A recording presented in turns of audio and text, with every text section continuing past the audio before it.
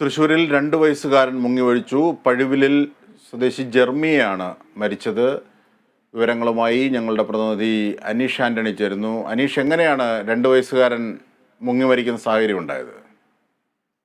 അത് ഇന്നും വൈകിട്ട് ആയിരുന്നു സംഭവം. പഴുവിൽ വെസ്റ്റ് ജവഹർ റോഡിലെ വീട്ടിന് മുന്നിലെ പാടത്തെ വെള്ളക്കെട്ടിലാണ് ഈ 2 വയസ്സുകാരൻ മുങ്ങി മരിച്ചത്. തറയിൽ വീട്ടിൽ സിജോയുടെ മകൻ ജെർമിയയാണ് മരണപ്പെട്ടത്. മറ്റു കുട്ടികൾക്കൊപ്പം ജെർമിയ വീടിന്റെ മുന്നിൽ കളിച്ചുകൊണ്ടിരിക്കുകയായിരുന്നു. ഇതിന്റെ വീട്ടുകാർ അറിയാതെ വീടിന്റെ ഗേറ്റ് തുറന്ന് വീടിന് നേരെ മുന്നിലുള്ള പാടത്തെ വെള്ളക്കെട്ടിലേക്ക് പോവുകയായിരുന്നു. അവിടെ വെച്ചായിരിക്കണം അപകടം സംഭവിച്ചെന്നാണ് നിഗമനം.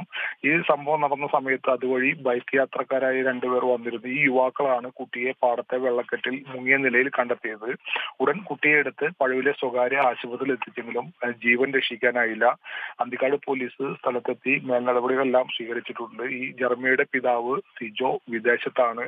ഇദ്ദേഹം എത്തിയിട്ട് വേണം മറ്റ് സംസ്കാര ചടങ്ങുകളുടെ കാര്യങ്ങളെല്ലാം തീരുമാനിക്കാൻ. എന്തായാലും ദാരുണമായ ഒരു സംഭവമാണ്. 2 വയസ്സുകാരൻ വീടിന് മുന്നിലെ പാടത്തെ വെള്ളക്കെട്ടിൽ വീണ് മരണപ്പെട്ടിരിക്കുന്നു. അജിംഷാദ്.